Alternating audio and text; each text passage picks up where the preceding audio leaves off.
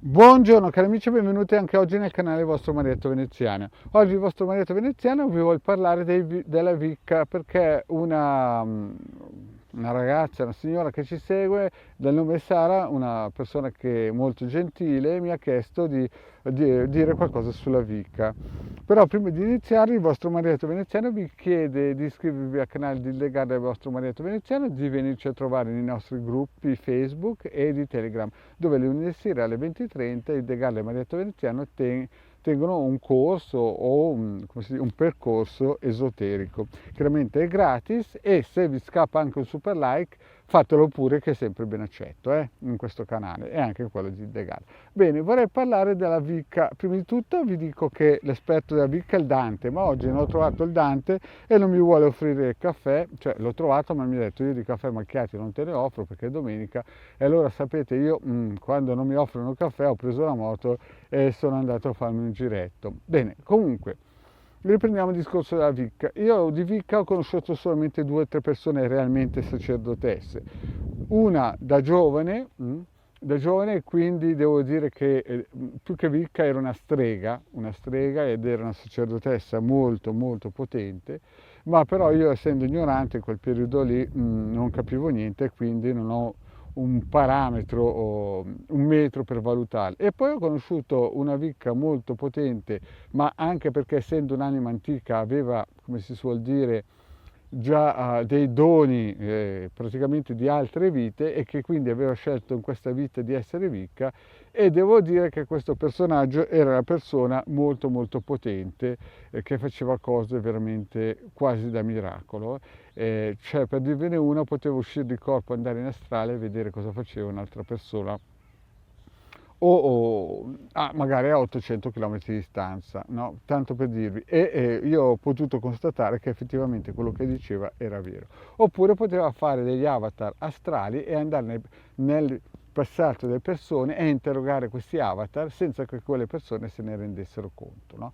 E quindi aveva veramente dei doni, non ha mai abusato dei suoi doni, non ha mai venduto i suoi doni, cioè non li ha mai commercializzati, però purtroppo aveva questo piccolo diciamo, difetto che era troppo generosa e quindi alcune volte quando si aprono le porte in modo troppo generoso e non si mettono dei paletti stretti purtroppo ha aiutato anche gente che non se lo meritavano, anche se lei avrebbe potuto vedere la faccia delle 2 medaglie di questa persona, ma partiva sempre il presupposto che era tutto positivo e questo qui era anche un po' un suo limite.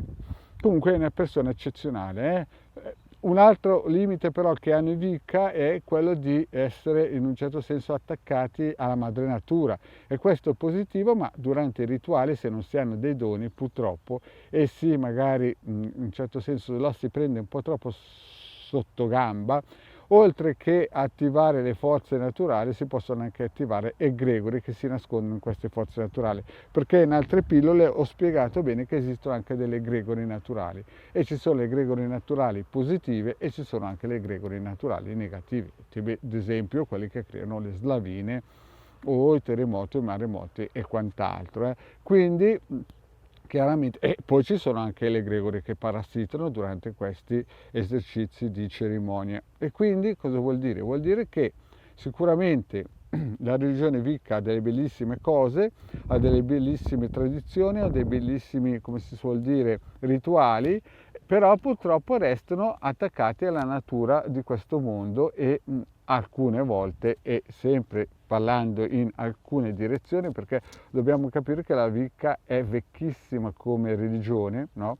È stata purtroppo spiellata dal cattolicesimo verso il 1200 con la caccia alle streghe, però purtroppo quello che è arrivato oggigiorno a noi è molto limitato. Le vere Vicca, come quelle che ho conosciuto, sono veramente personaggi molto potenti. Oggigiorno però purtroppo ci sono persone che si aggregano a Vicca ma che di Vicca non hanno proprio niente. Magari prendono una spadacchia e fanno 2 o 3 cerchi, però purtroppo non hanno competenze professionali, diciamo proprio nel senso che imitano, scimmiottano, ma non hanno niente da che vedere.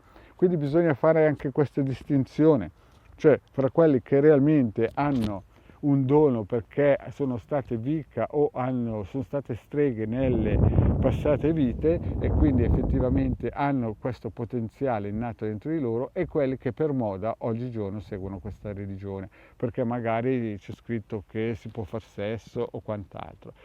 Ho seguito anche delle persone che hanno creato, cioè ho seguito, più che altro ho sentito persone che hanno creato dei gruppi Wicca, ma che nella realtà erano dei furbetti del quartierino che invece facevano il doppio gioco. Ma questo è un altro discorso, non c'entra proprio niente con la Wicca, però purtroppo anche dentro la Wicca si sono intrufolato dei personaggi di basso profilo. Quindi che dire? Dire che è una bellissima religione, se fatta da streghe che hanno delle competenze e hanno un animo positivo, sicuramente è una cosa da seguire, no? Però non sarà mai a livello di conoscenze esoteriche salomoniche o cabalistiche, chiaramente, no? Sono un livello a livello naturale, però non riusciranno mai a superare questo, come si suol dire, questo loro limite dato dalla madre natura, no? Invece la Cabala chiaramente spazia in tutti i campi spirituali che l'uomo può raggiungere. Bene cari amici, questa piccola pillola solamente per dirvi che effettivamente il vostro Marietto, quando ha incontrato le persone che esercitavano la religione Wicca come streghe, effettivamente è sempre stato stupito perché ha incontrato personaggi di alto profilo. Però vi ricordo che erano persone che nella vita precedente avevano avuto contatto e ha esercitato questo tipo di stregoneria, che non è un nome negativo, ma è il loro nome, stregona uomo, stregona donna, insomma, loro hanno delle loro regole e sicuramente sono delle regole positive se fatte col cuore, quindi sono vegetariani, alcuni addirittura sono vegani e quant'altro, altri invece lo professano solamente perché è una moda, ma nella realtà non hanno nessun tipo di conoscenze, sono solamente di scimmiottare i loro sacerdoti. Bene cari amici, il vostro Marietto ha finito qui la pillola, vi chiedo, se non avete ancora fatto, di iscrivervi al canale di Ildegard del vostro Marietto Veneziano, di venirci a trovare nei nostri gruppi Facebook e anche andate a scaricare nel sito alcapitano.altervista.org i PDF che sono gratuiti, e se avete tempo anche di venirci a trovare nei nostri gruppi di Telegram, dove ogni lunedì sera alle 20:30 teniamo un percorso di esoterismo. Grazie cari amici e alla prossima, ciao!